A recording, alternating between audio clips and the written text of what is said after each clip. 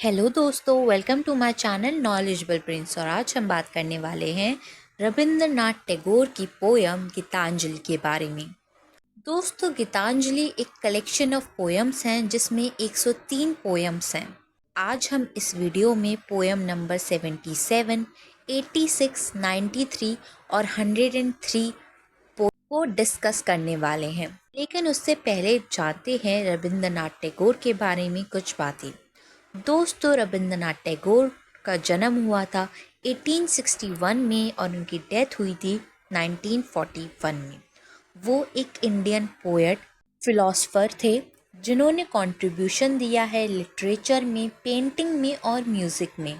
वो पहले non European थे जिन्होंने जीता था नोबेल प्राइज़ लिटरेचर में इन 1913 अपनी फेमस वर्क गीतांजलि के लिए। दोस्तों, ओरिजिनली गीतांजलि जो है वो बंगाली में लिखी थी उन्होंने, जिसमें 157 पोएम्स थी, लेकिन उन्होंने इसको ट्रांसलेट किया था इंग्लिश में इन 1912 और इसमें 103 पोएम थी। उन्हें इस गीतांजलि के काम के लिए नोबेल प्राइज़ मिला था लिटरेचर में, क्योंकि जो गीतांजलि थी उसको इंटरनेशनल सक्सेस मिली थी। दोस्तों, हमने ऑलरेडी गीतांजलि की पोयम 1, 7, 33, 35 और 64 डिस्कस की है। आप जाके हमारे चैनल पे देख सकते हैं। अगर आपको कोई दिक्कत हो ढूंढने में पोयम, तो आप प्ले लिस्ट में जाके इंग्लिश लिटरेचर में सर्च कर सकते हैं। चलिए अब पोयम की शुरुआत करते हैं। पोयम 77 को लाइन बाय लाइन पढ़ते हैं और समझते हैं। पहले डिस्कस करते हैं पोयम 77। पोयम की शुरुआत में स्पीकर बोलते हैं, I know thy as my God and stand apart. I do not know thee as my own and come closer. इस लाइन में स्पीकर जो हैं बोल रहे हैं कि उन्हें पता है कि डिवाइन प्रेजेंस मौजूद है, लेकिन वो उस डिवाइन पावर से, गॉड से सेपरेट फील कर रहे हैं। उन्हें पता है कि जो भगवान है, जो गॉड है, वो इस दुनिया की, इस पूरी यूनिवर्स की हायर पावर है, लेकिन जो स्पीकर हैं वो उनके साथ एक पर्सनल कनेक्शन जो है वो कनेक्ट नहीं कर पा रहे हैं, जिससे वो डिवाइन पावर के और करीब आए। वो डिवाइन पावर से, भगवान से अपने आप को दूर महसूस कर रहे हैं। आगे वो बोलते हैं, I know thy as my father and bow before thy feet. I do not grasp thy hand as my friends. यहाँ पे स्पीकर बोल रहे हैं कि वो भगवान को एज अ पैटर्नल फिगर देखते हैं, पिता के समान देखते हैं। वो यहाँ पे बोल रहे हैं कि मैं भगवान के सामने झुकता हूँ, अपने आप को पूरी तरीके से समर्पित कर देता हूँ, उनके सामने झुक जाता हूँ। लेकिन स्पीकर यहाँ पे कंफर्टेबल फील नहीं करते हैं। उन्हें लगता है भगवान और इनके बीच में इतना कंफर्ट नहीं है कि वो भगवान के हाथ में हाथ पकड़ के चल सके। वो यहाँ पे बोल रहे हैं कि मेरा एक क्लोज फ्रेंड है जो कि आराम से ऐसा कर सकता है, लेकिन मैं नहीं। आगे वो बोलते हैं, I stand not where thou comest down and ownest thyself as mine, theirs to clasp thy to my heart and take thee as my comrade। In line में स्पीकर ये बोल रहे हैं कि वो एक ऐसी पोजीशन में, ऐसी स्थिति में नहीं है कि भगवान खुद नीचे आए और डिक्लेयर कर दें कि भगवान स्पीकर की बिलोंगिंग है। पोएट को यहाँ पे लगता है कि वो भगवान से कभी भी क्लोजनेस जो है वो स्टैब्लिश नहीं कर पाएंगे, अपनी फीलिंग्स गॉड से कभी भी एक्सप्रेस नहीं कर पाएंगे। वो यहाँ पे बोल रहे हैं कि भगवान कभी भी उन्हें, स्पीकर को इक्वल नहीं समझेंगे, जैसे कि उनके फ्रेंड हो या कॉमरेड हो। दोस्तों, कॉमरेड का मतलब होता है एक ऐसा दोस्त जो किसी डिफ़िकल्ट सिचुएशन में, डेंजरस सिचुएशन में इन्वॉल्व हो। यूजुअली कोई भी इंसान जो मिलिट्री से रिलेटेड हो। आगे वो बोलते हैं, Thou art the brother amongst my brother, but I heed them not, I divide not my earnings with them, thus sharing my all with thee. इस लाइन का मतलब है, यहाँ पे स्पीकर जो है एक रिफ्लेक्ट कर रहे हैं एक आइडिया को कि जो भगवान है वो तो हर किसी में प्रेजेंट है, हर एक इंसान में भगवान बसते हैं।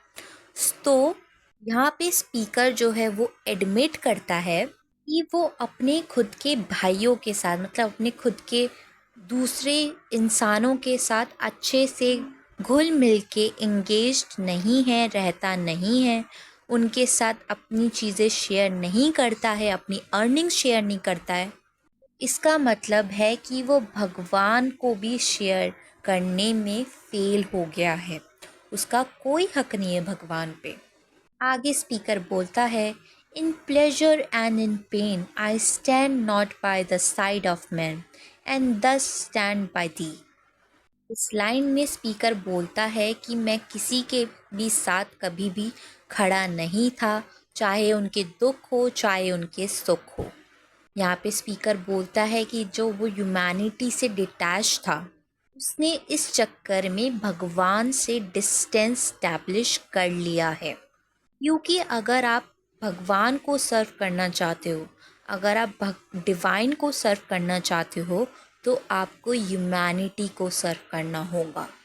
आगे वो बोलते हैं, I shrink to give up my life and thus do not plunge into the great waters of life.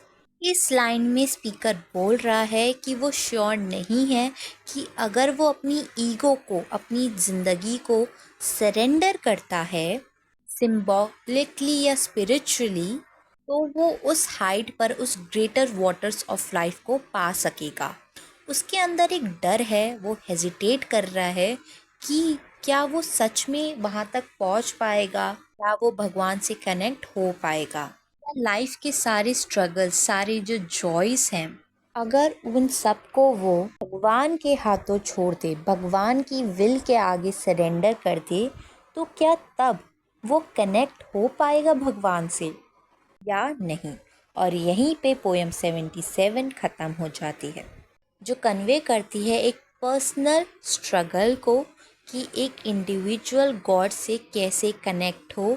उसको लग रहा है कि वो गॉड से दूर है क्योंकि उसने कभी भी ह्यूमैनिटी को सर्व नहीं करा, की वजह से वो भगवान से दूर हो गया है। दोस्तों, अब बात करते हैं पोएम 86 के बारे में। पोएम की शुरुआत में स्पीकर बोलता है, death thy servant is at my door, he has crossed the unknown sea and brought thy call to my home। इस लाइन में स्पीकर बोल रहे हैं कि जो डेथ है, जो पोर्ट्रे करती है भगवान के नौकर का, भगवान के सर्वेंट का, जो भगवान की कमांड को सुनती है, वो डेथ पोएट के डोर पे आई है। यहाँ पे अननोन सी सजेस्ट करती है एक मिस्टीरियस, एक इनएविटेबल नेचर ऑफ डेथ का, जो कि एक ब्रिज की तरह एक्ट करती है वर्ल्ड ऑफ लाइफ और आफ्टर लाइफ के बीच में। यहाँ पे पोएट रियलाइज़ करते हैं कि जो डेथ है वो रैंडम नहीं होती है, बल्कि एक बुलावा होता है, भगवान का बुलावा कि अब वापस घर जाना है। आगे वो बोलते हैं, the night is dark and my heart is fearful, yet I will take up the lamp, open my gates and bow to him my welcome. यहाँ पे पोएट बोल रहे हैं कि वो एक्नॉलेज करते हैं फियर और अनसर्टेनिटी को जो डेथ के सराउंडिंग होती है। उन्हें डर भी है, लेकिन उन्होंने डिसाइड किया है कि वो डेथ को फेस करेंगे करेज के साथ, पूरी की पूरी हिम्मत के साथ। वो बोल रहे हैं कि वो लैम्प को जलाएंगे, दरवाज़ों को खोलेंगे। ये चीज़ सिंबलाइज करती है कि वो रेडी हैं, वो अपनी डेथ को एक्सेप्ट करते हैं। उन्हें डर है, लेकिन उसके बावजूद वो डेथ को वेलकम करते हैं, क्योंकि वो उसको एक डिवाइन पर्पस समझते हैं। It is Dai messenger who stands at my door. यहाँ पे पोएट बोलते हैं कि जो डेथ है वो उन्हें एक दुश्मन की तरह, एक एनिमी की तरह नहीं लग रहा है, बल्कि गॉड के मैसेंजर की तरह लग रहा है। ये जो लाइन है ये बताती है कि जो डेथ है वो एक डिवाइन का इनकाउंटर है, मतलब कि भगवान से मुलाकात का एक ज़रिया है। यहाँ पे पोएट डेथ को गॉड की मर्जी मानते हैं। आगे वो बोलते हैं, I will worship him with folded hands and with tears. I will worship him placing at his feet the treasure of my heart. यहाँ पे पोएट बोलना चाह रहे हैं कि उन्होंने डेथ को रिसीव करा है पूरी इज्जत के साथ, पूरे डिवोशन के साथ। वो हाथ जोड़कर उनसे प्रे कर रहे हैं, उन्हें ऑफर कर रहे हैं अपने आंसू। ये चीज़ सिंबलाइज करती है इमोशनल सरेंडर को। Treasure of my heart refer करता है पोएट की मोस्ट प्रीशियस ऑफरिंग को, जो कि है उसका लव, लाइफ एक्सपीरियंसेस और स्पिरिचुअल एस्पिरेशन। यहाँ पे पोएट बोल रहे हैं कि वो सब कुछ डेथ के कदमों पे रखते हैं, जो कि मैसेंजर ऑफ गॉड है। आगे वो बोलते हैं, he will go back with his errand done, leaving a dark shadow on my morning. इस लाइन का मतलब है कि जब डेथ अपना पर्पस फुलफिल कर लेगी तो वो यहाँ से चली जाएगी और पीछे छोड़ देगी दुख, दर्द और खालीपन। यहाँ पे डार्क शेडो रिप्रेजेंट कर रही है ग्रीफ को, लॉस को, जो कि डेथ छोड़ के जाती है। पोएट की ज़िंदगी की सुबह में अंधेरा घोल देगी और पोएट की ज़िंदगी जो है वो पीछे छूट जाएगी, मतलब ख़त्म हो जाएगी। And in my desolate home, only my eternal self will remain as my last offering to thee.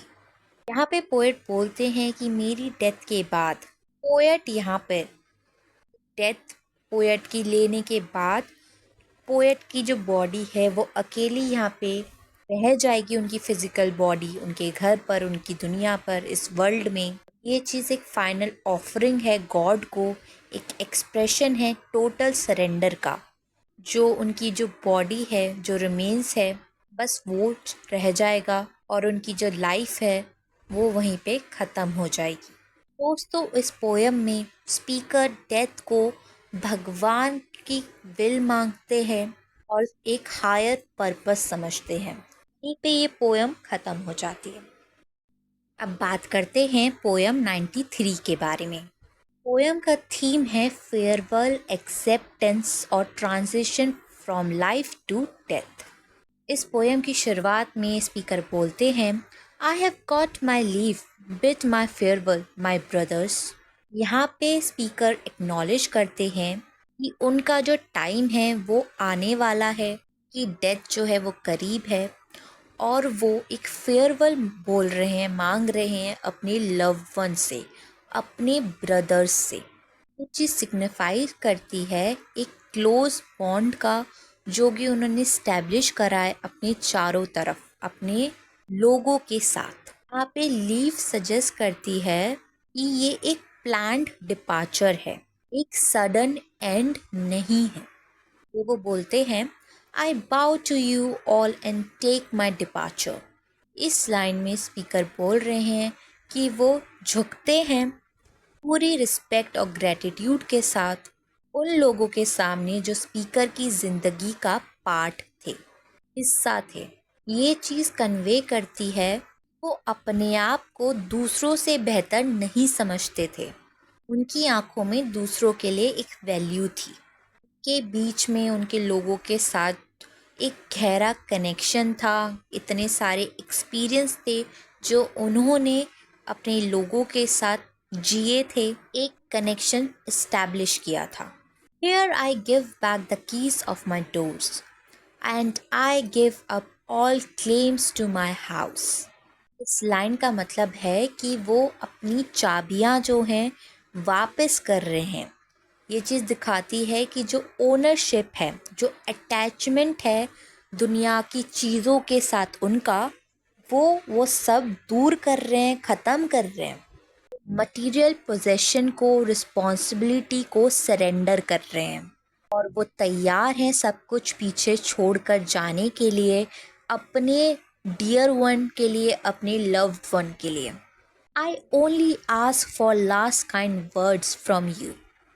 इस लाइन में स्पीकर बोलते हैं कि उन्हें कंफर्ट जो मिलता है, जो शांति मिलती है अपने लव्ड वंस से, अपने लोगों से, वो है एक अच्छे वर्ड्स, एक काइंड वर्ड्स। वो सुनना चाहते हैं जाने से पहले उन लोगों के मुंह से। ये चीज़ दिखाती है importance of human connection, support को। जब इंसान ऐसी सिचुएशन में होता है तो वो चाहता है कि वो अपने लोगों के बीच में हो, ताकि उसे एक सपोर्ट मिले, एक प्यार मिले, जिससे वो डेथ को फेस कर पाए। We were neighbours for long but I received more than I could give. यहाँ पे स्पीकर रिफ्लेक्ट कर रहे हैं कि उन्होंने वक्त के साथ साथ कितने सारे रिश्ते बनाए हैं, इस्टेब्लिश करे हैं, लेकिन उनके मन में एक गिल्ट है कि जितना उन्होंने दिया है उससे ज़्यादा उन्हें मिला है। लोगों के साथ वो रह रहे हैं, जिन लोगों के साथ उन्होंने कनेक्शन बनाए हैं, वो कितने जेन्युइन है, उनमें कितनी काइंडनेस है। Now the day has dawned and the lamp that lit my dark corner is out. Day has dawned signify करता है कि उनका समय आ गया है डिपार्चर का। लैम्प सिंबलाइज करता है लाइफ को, नॉलेज को, होप को, जो कि अब ख़त्म होने वाली है। ये लाइन कन्वे करती है एक लॉस को जो कि यहाँ पे लाइट को सिग्निफाई कर रहा है। स्पीकर की जर्नी अब ख़त्म होने वाली है। Summons has come and I am ready for my journey.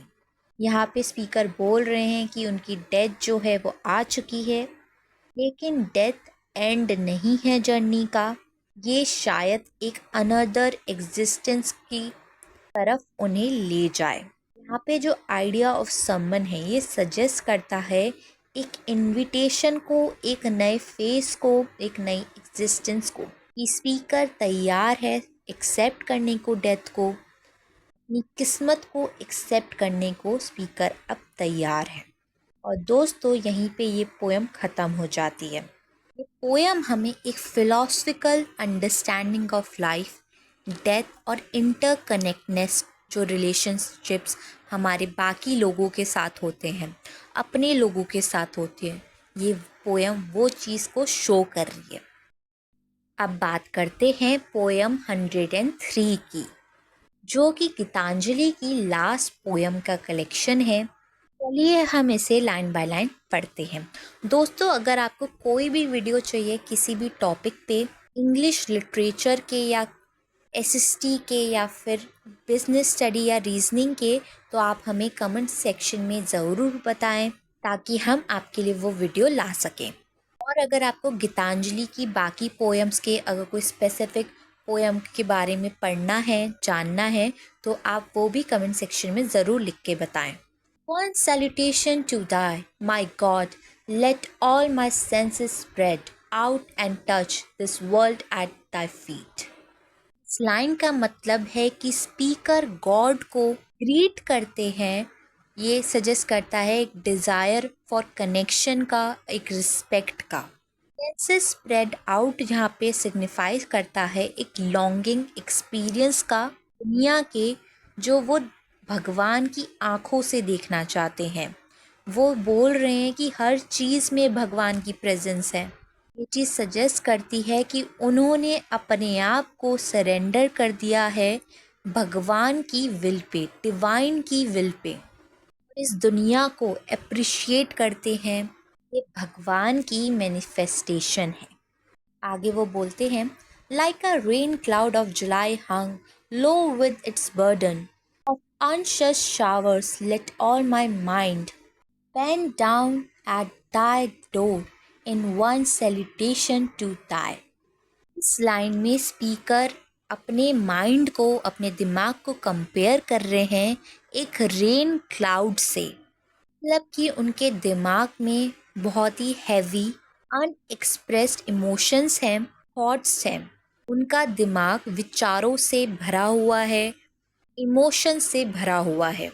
Burden of unshed shower symbolize करता है वो ये फीलिंग्स को एक्सप्रेस करना चाहते हैं, रिलीज़ करना चाहते हैं, भगवान के द्वार के आगे झुकना चाहते हैं, भगवान के आगे अपनी थॉट्स को, अपनी फीलिंग्स, इमोशंस को एक्सप्रेस करना चाहते हैं और डिवाइन ग्रेस को इनवाइट करना चाहते हैं।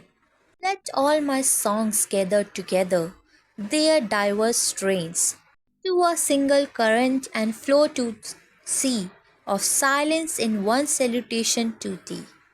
यहाँ पे स्पीकर इच्छा रखते हैं कि जो उनके गाने हैं, गाने मतलब रिप्रेजेंट करता है क्रिएटिविटी को, एक्सप्रेशंस को, इमोशंस को, वो उन सब को कंबाइन कर कर एक हारमोनियस स्ट्रीम बनाना चाहते हैं जो कि फ्लो करे सी ऑफ साइलेंस में। ये चीज़ सिंबलाइज करती है प्लेस ऑफ पीस, यूनिटी को। वो भगवान के साथ कनेक्शन बनाना चाहते हैं अपने सारे इमोशन एक्सप्रेस करके। Like a flock of homesick cranes flying night and day back to their mountain nest, let all my life take its voyage to its eternal home in one salutation to die. यहाँ पे जो crane की image है वो वापस अपने घर जा रही है जो कि पहाड़ों पे है। ये फीलिंग ऑफ लॉन्गिंग को दिखाती है, एक चाहत, एक ख्वाहिश को दिखाती है। कोई इंसान अपनी किसी चीज़ की, अपनी किसी बिलोंगिंग की तलाश में है। यहाँ पर स्पीकर एक इच्छा रखते हैं कि जो उनकी ज़िंदगी की जर्नी है वास्तव में भगवान के पास जाने की है, इटर्नल ट्रुथ खोजने की है। ये चीज़ सिग्निफाई करती है एक स्पिरिचुअल जर्नी को, कि ज़िंदगी की हर एक चीज़ जो है वो डायरेक्टली भगवान के पास जाके मिलती है, क्योंकि हर चीज़ भगवान की ही मर्ज़ी से होती है। दोस्तों यहीं पे ये पोएम ख़त्म हो जाती है। ये गीतांजलि की लास्ट पोएम का सेक्शन था जो हमें दिखाता है कि पोएट यहाँ पे एक्सप्रेस कर रहे हैं अपने डीप डिज़ायर फॉर यूनिटी को, जो कि वो डिवाइन के साथ स्टैब्लिश करना चाहते हैं। दोस्तों आज के वीडियो के लिए बस इतना ही, और वीडियो देखने के लिए हमारे चैनल को लाइक करें, शेयर करें और सब्सक्राइब करना ना भूलें ताकि हम आपके लिए और भी नई वीडियोस ला सकें। Thank you for watching.